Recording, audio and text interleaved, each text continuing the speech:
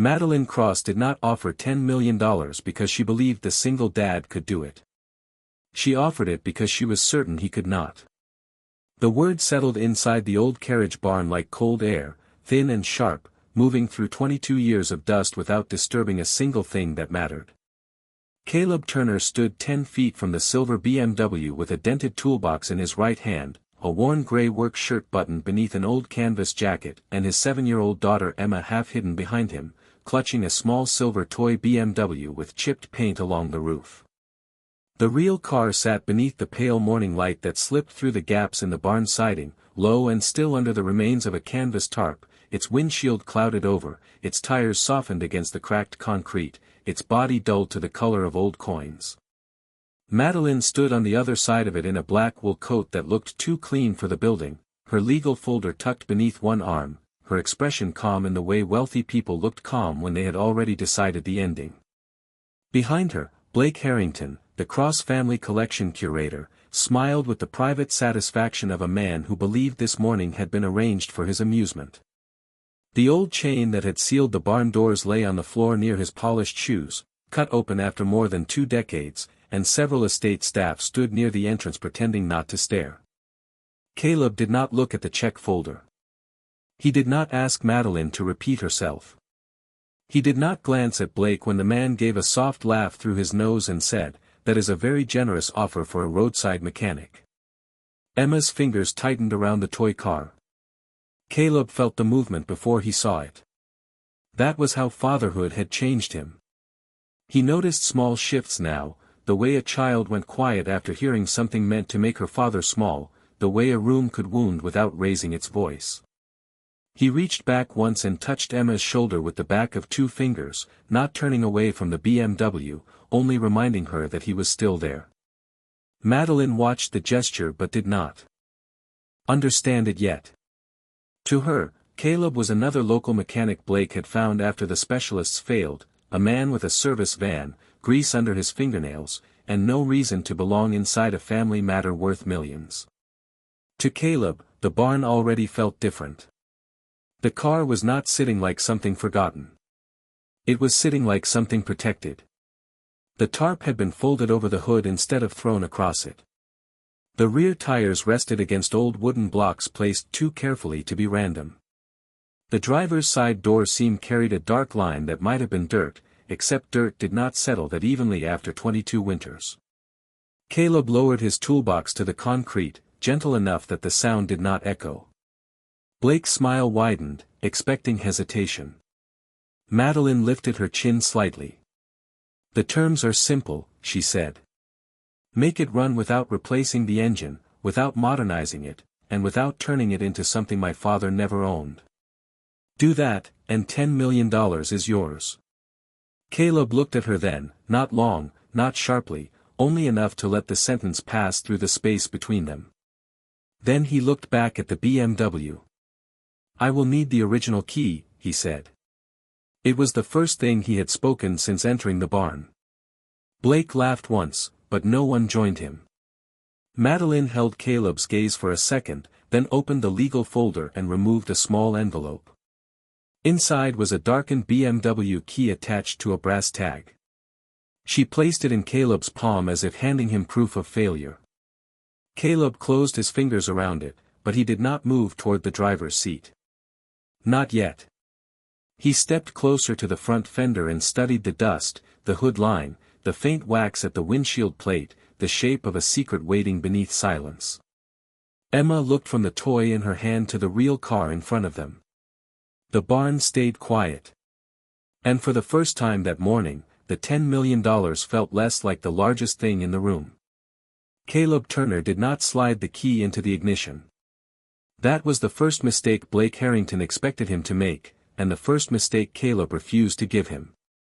He stood beside the front fender with the darkened BMW key resting in his palm and looked at the car as if every inch of dust had been placed there on purpose. Madeline Cross watched from the other side of the hood, her legal folder still tucked beneath one arm, her expression polished and unreadable. "Is there a problem already?" Blake asked, letting the question float just long enough for the estate staff near the barn doors to hear it. Caleb did not answer him. He stepped closer to the windshield and aimed a small flashlight at the lower corner where the glass met the body. There, beneath a thin film of gray dust, was a wax seal no larger than a quarter, dark with age and pressed around the edge of a small metal plate. Most people would have thought it was old dirt. Caleb knew dirt did not protect edges that cleanly. He touched the seal with the side of his thumbnail, then stopped before breaking it. That was the second thing Blake did not expect. A careless man would have scraped it away just to see what was underneath. Caleb left it alone. "Why are you not starting it?" Madeline asked. Her voice was calm, but the first thread of impatience had entered it. Caleb lowered the flashlight and moved toward the driver's side door.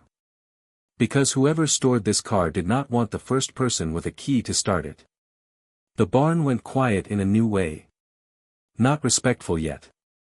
Only interrupted. Blake gave a dry smile. That is a very dramatic way to describe a dead battery. Caleb opened the driver's door slowly. The hinges gave a low complaint, but the door moved smoother than a forgotten car should have moved after 22 years. Inside, the leather had cracked along the bolsters, but the cabin had not collapsed into neglect. The steering wheel carried dust. The dashboard glass was cloudy. The old radio sat perfectly centered, its preset buttons dulled but intact. The odometer showed just under 19,000 miles. Emma, still half behind Caleb, leaned a little to see, the toy BMW pressed against her coat. Caleb noticed the way her eyes moved from the toy to the real car. He said nothing. He reached across the seat, opened the glove compartment, found only an old registration sleeve, and closed it. Carefully. Then he lifted the hood. The estate worker nearest him stepped forward to help, but Caleb raised one hand without looking back. Not rude. Just enough. The hood came up with a slow metallic breath, and the engine bay appeared beneath it, dusty, still, and wrong in exactly the right way. Madeline expected corrosion, cracked hoses, chewed wiring, a dead machine wearing the usual evidence of time. Some age was there, but not carelessness. Several connectors had been wrapped in old oilcloth. The fuel line was capped. The battery tray had been cleaned before storage, not after. Small packets, hardened by years, sat near the fuse area where someone had once tried to keep moisture away. Wooden blocks had held the car's weight in a way that protected the tires more than abandoned property deserved. Caleb leaned in with the flashlight and followed the wiring path along the firewall. This was hidden, he said. Blake folded his arms. It was locked in a barn. Caleb looked at the capped line, then at the wax seal near the windshield, then at the careful oilcloth around the connectors. No, he said. It was prepared. Madeline's face did not change, but her grip on the legal folder shifted slightly. The word had landed somewhere she had not expected. Prepared meant intention. Intention meant her father had done more than leave behind a strange old vehicle in a sealed building. Caleb moved to the front of the car and brushed one clean line through the dust on the hood, stopping before his hand reached the badge. He did not wipe the car like a man trying to reveal treasure. He cleared only enough to read what the surface was willing to give. Under the dust, the silver paint held a quiet shine, faded but not defeated. Emma whispered, "Dad, it looks like mine." Blake looked toward the child as if she had interrupted something above her place. Caleb did not. He glanced down at the toy BMW in her hands and then back at the real one. Emma had been holding the silver toy BMW so tightly that one of its tiny wheels left a faint circle in her palm. She did not complain. She rarely did when adults were watching her father, because she had learned early that some rooms made children feel like extra luggage, something brought along because no one better had been available. Caleb Turner knew that feeling before she ever had to explain it. He saw it in the way she stayed half a step behind him, quiet enough not to be blamed for taking up space, brave enough not to let go of the toy her mother had given her. The real BMW sat in front of them with its hood raised and its secret still sleeping, but for one moment Caleb was not looking at the engine. He was looking at his daughter.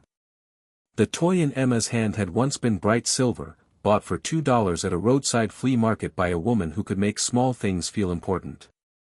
Sarah Turner had found it in a cardboard box between old license plates and cracked model airplanes, held it up to the sun, and told Caleb it looked like the kind of car he used to talk about before life got expensive. Emma had been too young to remember that afternoon, but she carried the toy as if memory could live inside paint chips and bent axles. Sarah had been gone almost 3 years now. The illness had not arrived dramatically. It came through appointments, test results, quiet phone calls, and bills that learned the way to their mailbox faster than good news ever did.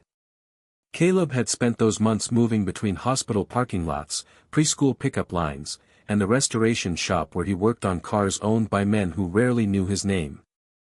Back then, he had been the mechanic other mechanics called when an old German engine behaved like it had a private language. He could hear a timing issue in the first uneven breath of an idle.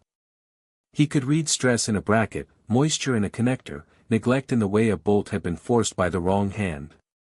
At Hawthorne European Restorations, his work disappeared beneath polished invoices and showroom lighting, credited to service managers in clean shirts while Caleb washed grease from his fingers in a sink near the loading bay. He had not minded much when Sarah was alive. She used to say that being unseen was not the same as being small. After she died, the hours at the shop stopped fitting the shape of his life. Emma needed breakfast, school forms, clean socks, stories at night, and someone who could leave when the nurse called. Caleb left the restoration shop, bought a used service van with more miles than comfort, and started fixing cars in driveways, back lots, farm sheds, and small garages where people paid late but said thank you like they meant it. He never told customers what he used to do unless the machine required it. Pride did not pack school lunches. Reputation did not sit with a child when she woke from a dream asking for her mother. In the Cross Estate barn, Blake Harrington saw the service van, the worn jacket, the toolbox with one broken latch, and decided the man standing near the BMW was exactly as small as he looked. Madeline Cross saw even less at first. She saw a local mechanic brought in after better men failed, a father who had arrived with a child because ordinary life had followed him into an extraordinary room. Caleb could feel both judgments without turning toward either of them. He had felt versions of them before. What mattered was the car, and the girl holding the toy that made the car feel personal in a way he had not expected. Emma stepped closer to the open hood and whispered, "Do you think Mom would have liked this one?" Caleb looked at the silver body, the careful storage, the dust untouched for years, and the strange patience of the machine. He answered quietly, "She would have told us to listen first." Emma nodded as if that made perfect sense. Across the hood, Madeline heard the answer and looked down at the legal folder in her hand. For the first time since Caleb entered the barn, she seemed aware that the man she had challenged with money had brought more than tools. He had brought a loss, a child, and a kind of patience nobody in the room had purchased. Blake Harrington had been waiting for Caleb Turner to ask for the reports, and when the question finally came, he produced them with the kind of satisfaction that made paper feel like a weapon. The folder was thick, black, and expensive, the sort of binder people used when they wanted failure to look official. He set it on the dusty hood of the BMW before Caleb could stop him. Caleb looked at the binder, then at the faint clean mark it had left in the dust, but he did not correct Blake. Some people needed small victories badly enough to embarrass themselves with them. Madeline Cross noticed the mark too. She said nothing. Blake opened the binder and turned the first few pages with crisp movements. 3 dealership technicians, 2 private restoration consultants, 1 electrical specialist, 1 auction house mechanic, and a factory-certified advisor who flew in from Seattle, he said. All of them looked at this car. All of them reached the same conclusion. Caleb stood beside the open hood, one hand resting lightly on the fender, not enough to disturb the dust more than he already had. Which was? Blake gave a narrow smile. That it does not run. One of the estate staff near the barn door looked down quickly, hiding a reaction. Emma stayed close to Caleb, her toy BMW held against her coat.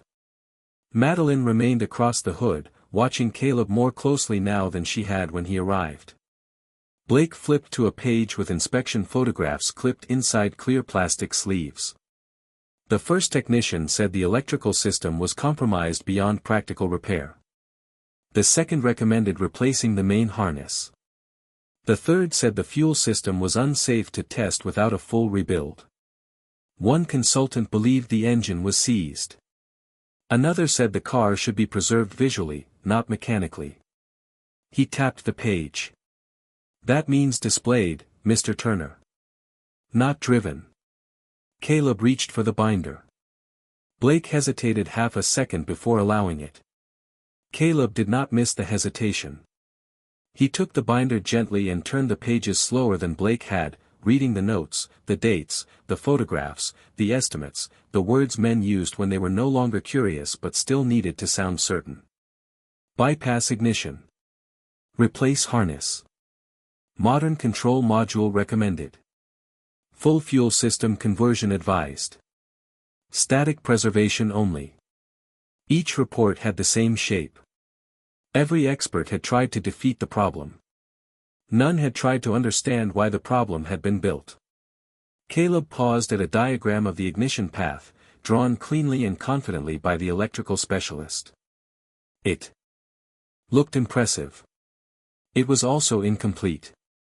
A branch near the steering column ended where it should not have ended, not because the man had found nothing, but because he had stopped looking once the factory diagram told him what he expected to see. Caleb closed the binder halfway. Did any of them use the original key? Blake frowned. They attempted standard start procedures. That is not what I asked. The barn went quiet. Madeline shifted her eyes from Caleb to Blake. Blake looked down at the report, irritated by the precision of the question. The original key was not available for the first two inspections. Later attempts used a bypass to test the starter circuit. Caleb nodded once, as if a small piece had clicked into place. Did any of them ask why the fuel line was capped instead of failed? Blake's mouth tightened. Caleb continued, still calm. Or why the connectors were wrapped before storage. Or why there is wax on the plate near the windshield. Or why the battery tray was cleaned before the car was locked away. Blake closed the binder fully, a little harder than necessary. You are implying every specialist missed something obvious. Caleb looked at the BMW, not at him. No. I am saying they were looking for damage. Whoever stored this car was leaving instructions. Madeline's expression changed so slightly that only someone used to reading quiet rooms would have noticed. The legal folder under her arm lowered by an inch. Her father, Richard Cross, had been a man of sealed drawers, private notes, and decisions explained years too late. She had spent most of her inheritance turning mysteries into inventory because inventory could not hurt her. This car had been listed by the estate as non-operational, barn storage, no verified value. 3 clean phrases that had made it easy to ignore. Caleb did not seem interested in those phrases. He turned back to the engine bay and followed the wrapped wiring with the flashlight beam, patient, exact, respectful. Emma watched his hand move through the old dust and whispered nothing this time. Blake stood with the binder pressed against his side, his earlier amusement thinner now. Caleb leaned under the hood once more, studying a section near the firewall where the cloth wrap disappeared behind a bracket. They tried to make it start, he said quietly. I think someone made sure it would not start for the wrong person. Madeline looked at the BMW then, really looked at it, and for the first time the car seemed less like property trapped in a barn and more like a sentence her father had left unfinished. Blake Harrington realized the room was beginning to move away from him, so he did what men like him often did when expertise stopped being enough. He reached for an audience. Perhaps we should document this attempt, he said, lifting his phone with a careful smile. For the estate records. The word sounded reasonable until the first estate worker near the barn doors raised his own phone, then another stepped closer, and the old carriage barn slowly changed from a private inspection into a public waiting room for Caleb Turner's failure. Madeline Cross saw it happen but did not stop it. Not at first. She was still watching the BMW, still hearing Caleb's quiet sentence about the wrong person, still trying to decide whether the local mechanic had uncovered something real or simply learned how to make uncertainty feel important. Blake walked a few steps toward Emma, not close enough to seem openly unkind, only close enough for his words to reach her. "Your father is very calm," he said. "Most men would be nervous with $10 million in front of them." Emma looked at him without answering. She held the silver toy BMW against her coat. Blake's smile remained polished. "Of course, most men would not bring a child to watch them discover they are out of their depth." The barn changed temperature. No one moved, but the air tightened around the sentence. Caleb's hand stopped near the open engine bay. He did not turn quickly. He did not speak over Blake. He set the small flashlight down on the folded cloth beside his toolbox, wiped one hand slowly, and walked to his daughter. Emma had lowered her eyes to the concrete, where the old chain from the barn doors still lay in a dark curve near Blake's polished shoes. Caleb crouched in front of her, bringing himself down to her height so she would not have to look up through embarrassment. "You okay, Em?" he asked. She nodded, but not strongly. Caleb saw the answer she did not want to make into words. He brushed a loose strand of hair away from her cheek with the back of one clean knuckle.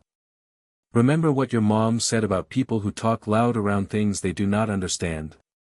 Emma swallowed once. "Let them finish." Caleb nodded. "That is right." He stood and returned to the BMW without looking at Blake. Somehow that made Blake look smaller than if Caleb had answered him directly. The phone stayed raised for another second, then one estate worker lowered his first. Madeline noticed. She noticed the way Caleb had absorbed the insult without giving it back. She noticed the way Emma had trusted him to steady the room. She noticed, more sharply than she wanted to, that she had allowed the morning to become cruel because cruelty had been convenient when aimed at someone she did not yet respect. Caleb picked up the flashlight again and leaned into the driver's footwell. The cabin smelled like old leather, dust, and time sealed too carefully. Beneath the dashboard, the wiring almost followed the factory path. Almost.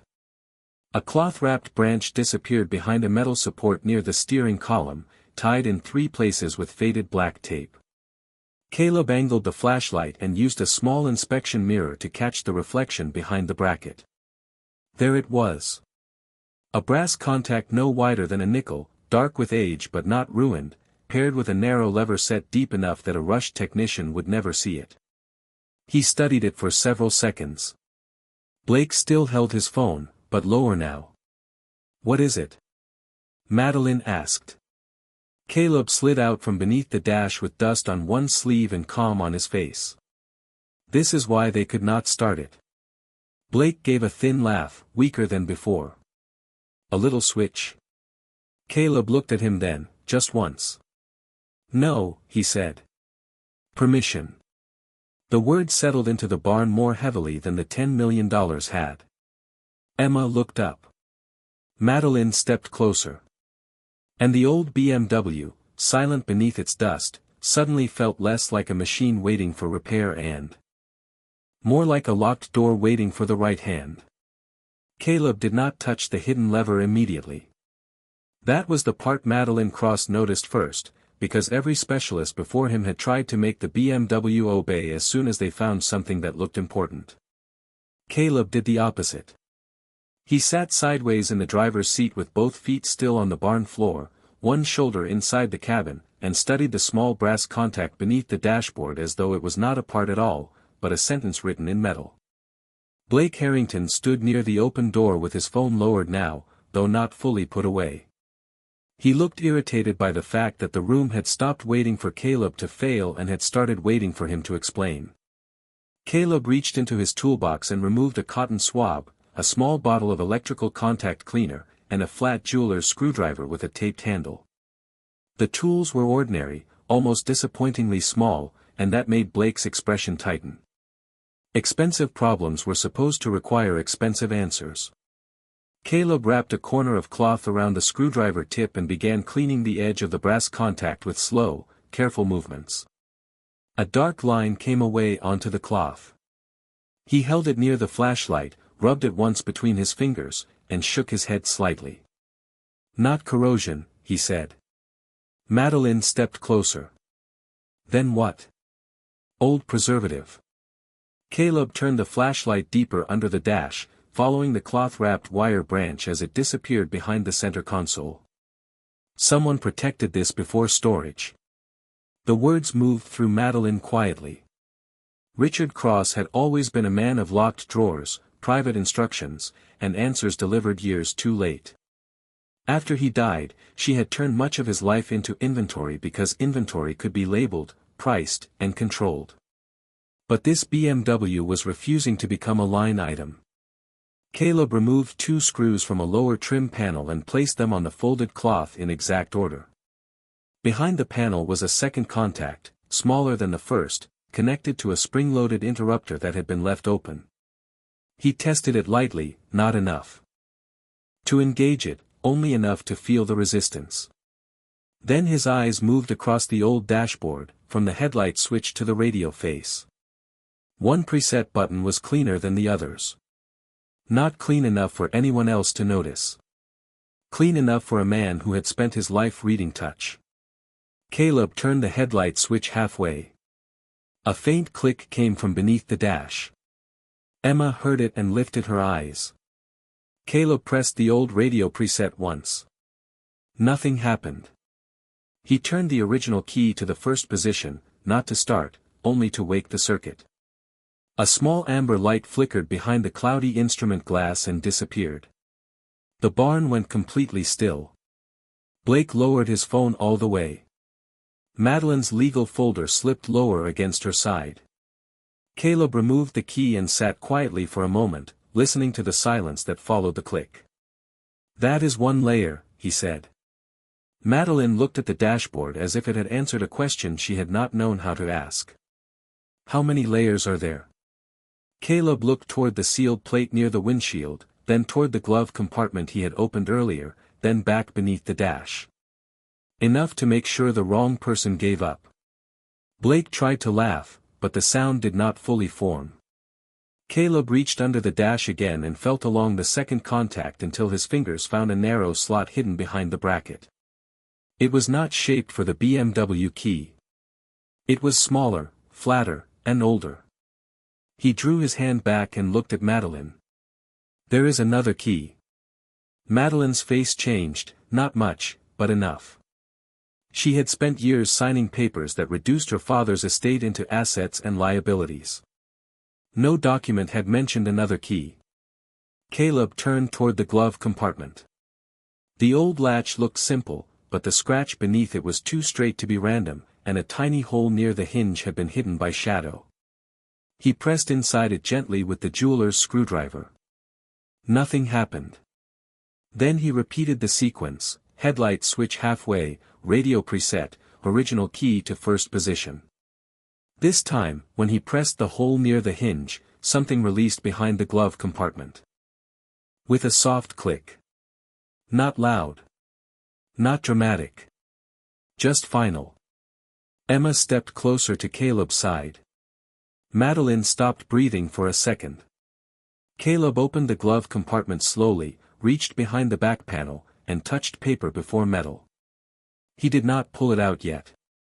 He only looked at Madeline and said, "I think your father left this part for you." Caleb Turner removed the hidden panel with the kind of care people usually reserve for things that can still be broken by impatience. The paper came out first, a yellowed envelope tucked flat behind the glove compartment where no casual search would have found it. The metal came after, small and cold against his fingertips, a second key no longer than his thumb, plain except for a tiny stamped mark near the top. He did not look inside the envelope. He did not turn it over for Blake Harrington to see. He did not hold it up like proof that he had won something. He simply stood from the driver's seat, stepped away from the open door, and handed the envelope to Madeline Cross with both silence and distance. That distance did more than any speech could have done. Madeline took the envelope slowly. Her name was written across the front in handwriting she recognized before her mind had time to protect her from it. Richard Cross had never written neatly. His letters leaned forward, crowded and impatient, as though even ink was expected to keep up with him. For a moment, the barn, the BMW, the staff, the $10 million, and Blake's lowered phone all seemed to move far away from her. She was not a billionaire heiress standing in a family collection. She was a daughter holding something her father had left in the dark. Emma stood beside Caleb with her toy BMW pressed against her coat, watching Madeline's fingers tighten around the old paper. Blake shifted as if he wanted to speak, but the room gave him no place to put his voice. Madeline broke the seal carefully. Inside was a single folded page and a black and white photograph. The photograph showed Richard Cross much younger, standing beside the same silver BMW when its paint looked clean enough to catch the sky. Next to him stood another man in work clothes, older, lean. One hand resting on the hood with the calm familiarity of someone who understood the machine beyond ownership. On the back, in Richard's handwriting, were 4 words, "He heard it first." Madeline unfolded the letter. She read the first line, then lowered the page slightly, as if the words had struck a place she did not want visible. Caleb turned his eyes toward the engine bay, giving her privacy inside a room full of people. Emma noticed and leaned closer to him. The barn stayed quiet except for the faint creak of old wood and winter wind pressing against the open doors. When Madeline finally spoke, her voice was lower than before. "He says the car should not be sold." Blake looked up sharply. Madeline kept reading. "He says it should not be displayed as a trophy, modernized for convenience, or started by anyone who only wants to prove control over it." Her eyes moved farther down the page.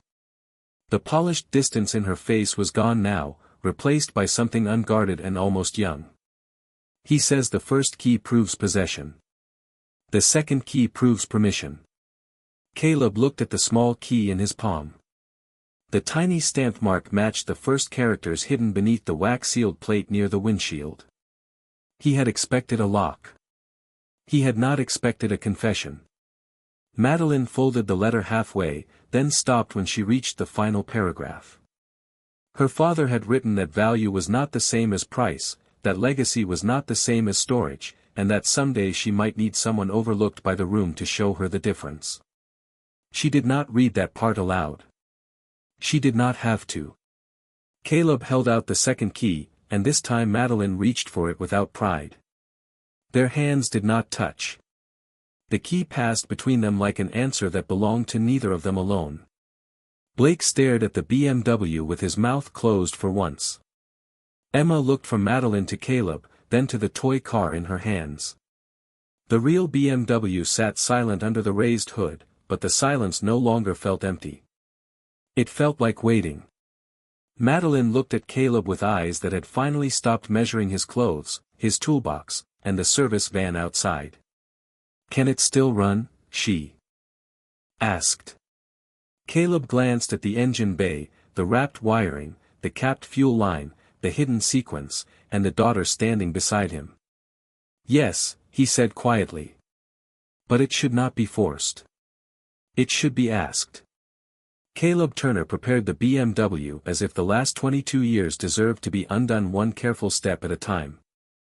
He did not pour gasoline into the old tank.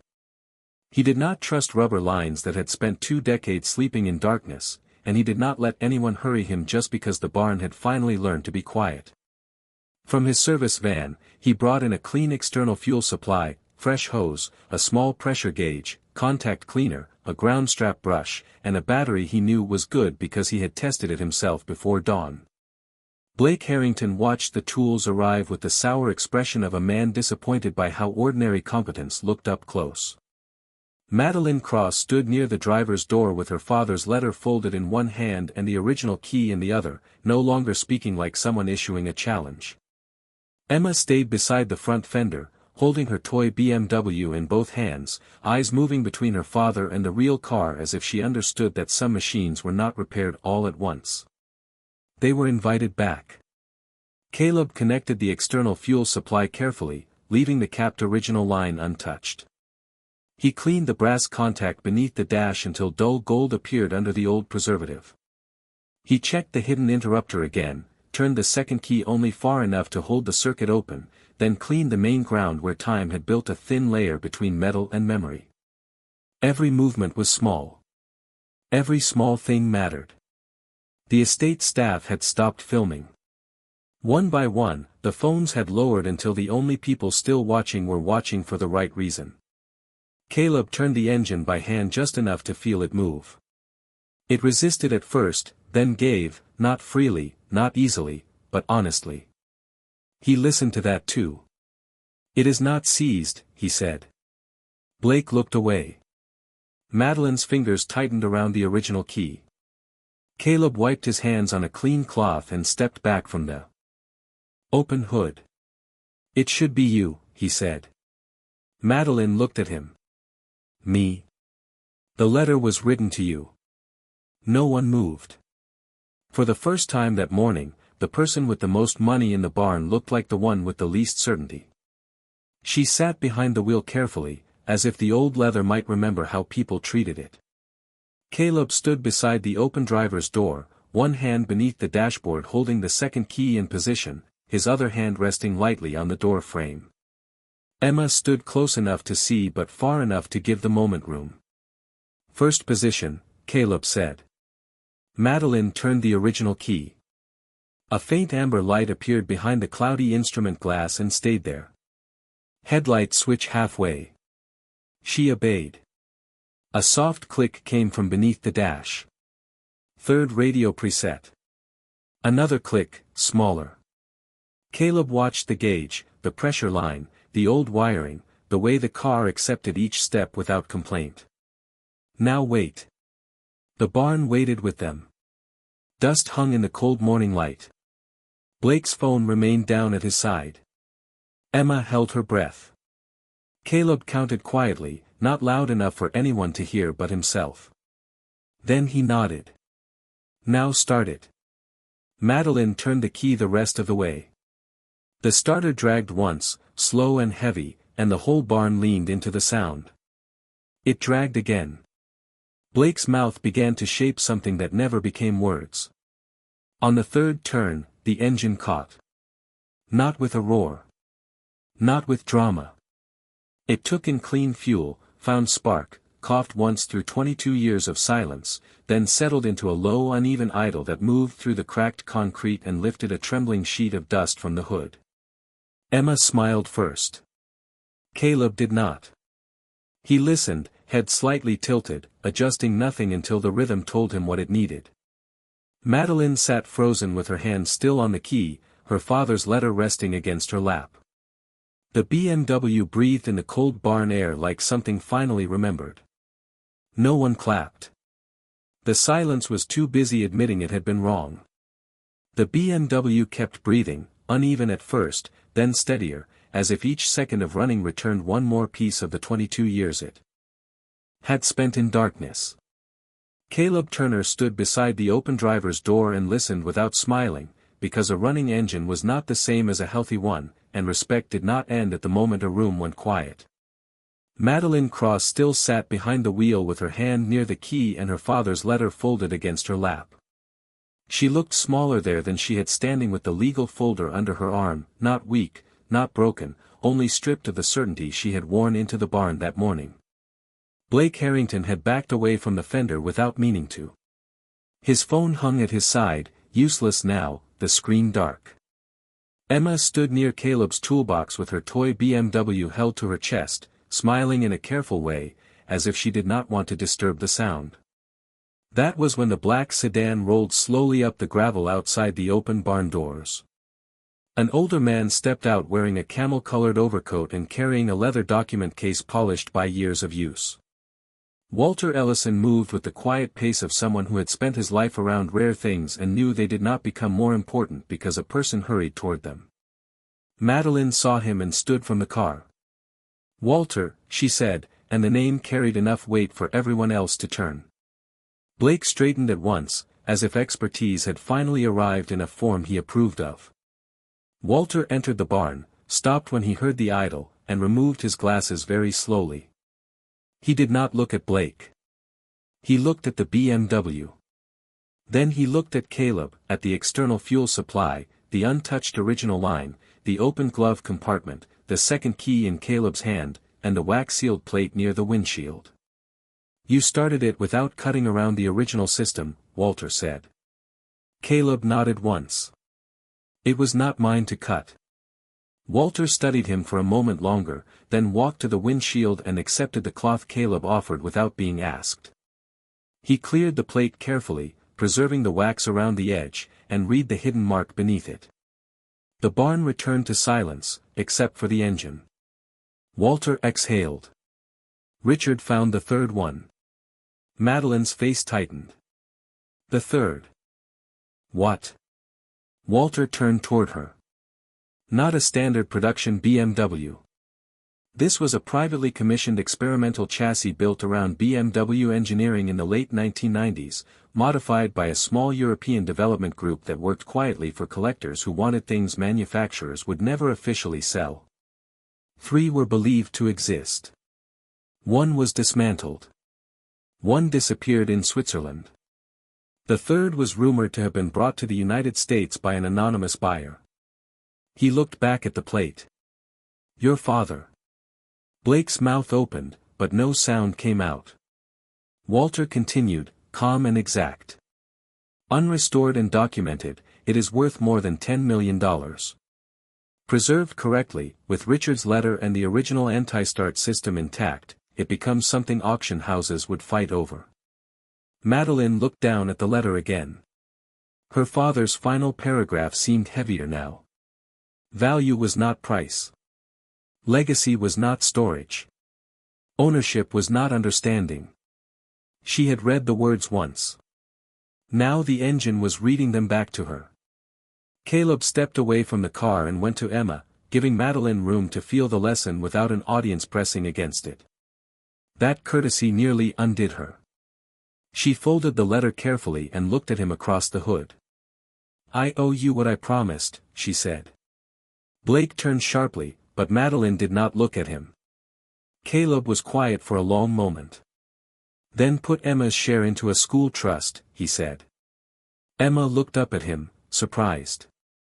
"And use the rest to restore the car the way your father asked. No shortcuts. No display lights until it can stand on its own tires." Madeline stared at him as the words settled between them. He could have made the morning about winning.